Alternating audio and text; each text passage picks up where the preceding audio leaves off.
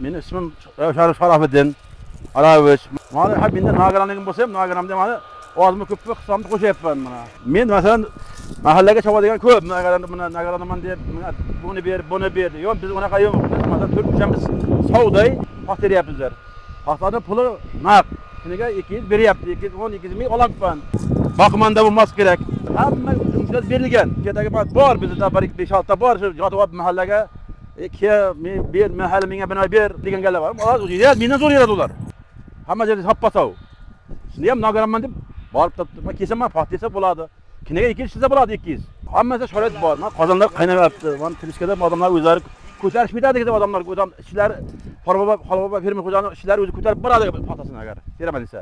Mana abitgacha men 50 dan oshdi hozir. Kelgan paxtam. Mana kechgacha bir 220, 130 yilladi.